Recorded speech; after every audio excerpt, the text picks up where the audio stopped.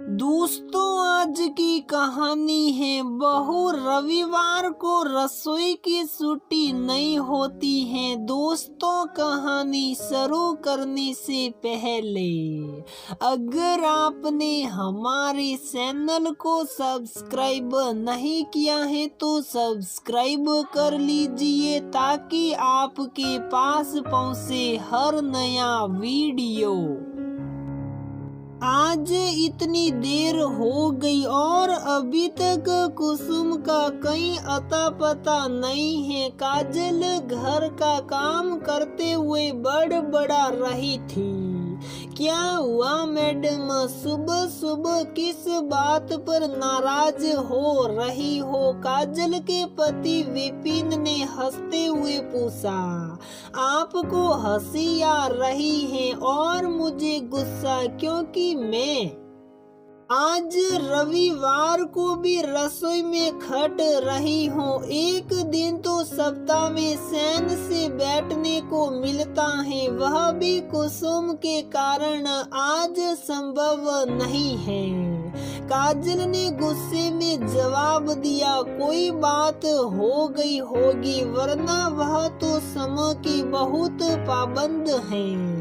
हो सकता है कि उसके बेटी की तबीयत खराब हो गई हो। अभी उसकी बेटी सिर्फ 3 महीने की ही है। विपिन ने समझाते हुए कहा, तुम तो उसका बहुत ध्यान रखती हो, उसके काम से खुश रहती हो। आज ये उल्टी गंगा कैसे बहने लगी कि तुम कुसुम पर नाराज हो रही हो? विपिन ने मुस्कुराते हुए पूछा। हाँ, आज मुझे गुस्सा आ गया क्योंकि मुझे किटी पार्टी में जाना है और कुसुम अभी तक आई नहीं। अगर वह नहीं आई तो मुझे घर के सभी काम अकेले करना पड़ेगा, जिससे मुझे वहां पहुंचने में देर हो सकती है। इसलिए मुझे गुस्सा आ गया था। काजल ने मासूमियत से जवाब दिया। चलो, मैं तुम्हारा काम करवा लेता हूँ, तुम बस मुस्कुराती रहा करो। मैं तुम्हें हमेशा खुश देखना चाहता हूँ। तुम्हारे चेहरे पर उदासी अच्छी नहीं लगती।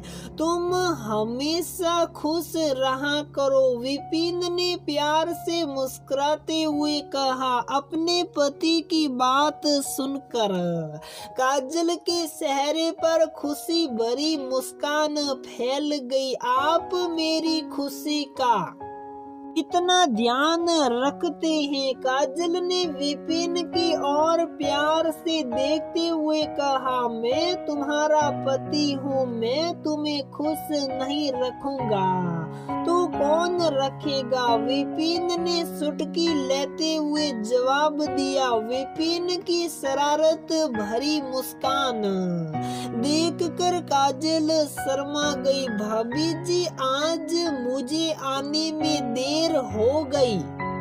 तभी कुसुम की आवाज सुनकर दोनों ने दरवाजे की ओर देखा। वहां कुसुम खड़ी हुई थी। कुसुम का चेहरा देखकर काजल चौंक गई, क्योंकि उसके चेहरे पर शॉट के निशान से तेरे शराबी पति ने आज फिर तुझ पर हाथ उठाया।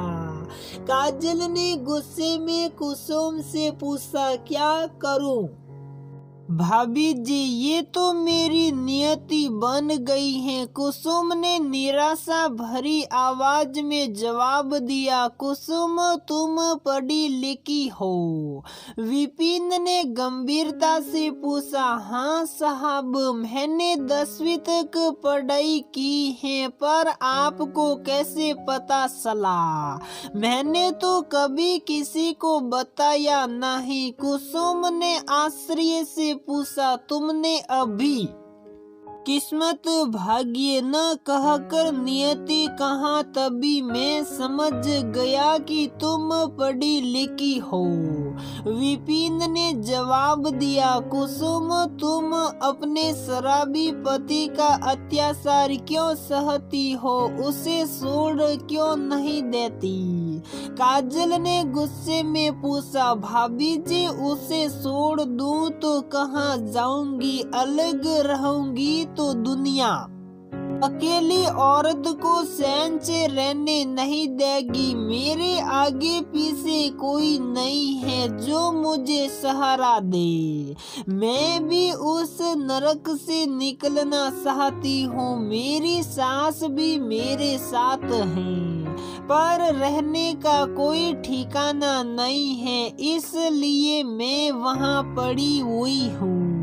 भाभी जी, कुसुम ने दुखी होकर अपनी मजबूरी बताई। यदि तुम्हें कोई अच्छी जगह रहने को मिल जाए तो तुम अपने पति को छोड़कर वहां रह सकती हो। काजल ने गंभीरता से पूछा, हाँ भाभी जी, यदि किसी घर में मुझे रहने की जगह मिल जाए तो मैं वहां चली जाऊंगी। उस घर के लोगों का सभी काम भी करूंगी, पर मुझ गरीब को कोई अपने घर में क्यों रखेगा। कुसुम ने दुखी मन से जवाब दिया, मैं तुम्हें अपने घर में रखूंगी।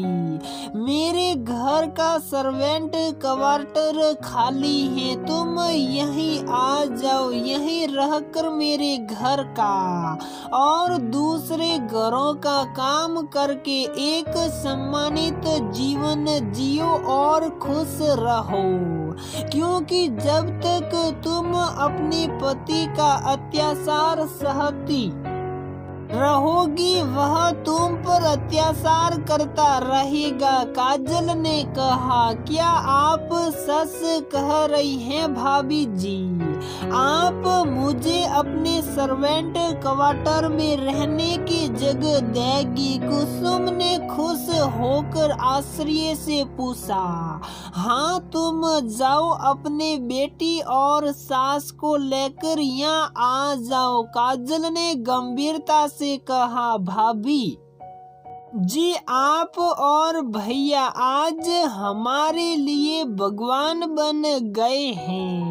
मैं इस एहसास का बदला कभी नहीं उतार पाऊंगी। आप लोगों ने आज मुझे वह खुशी दी है जो मेरे पिता ने भी नहीं दी।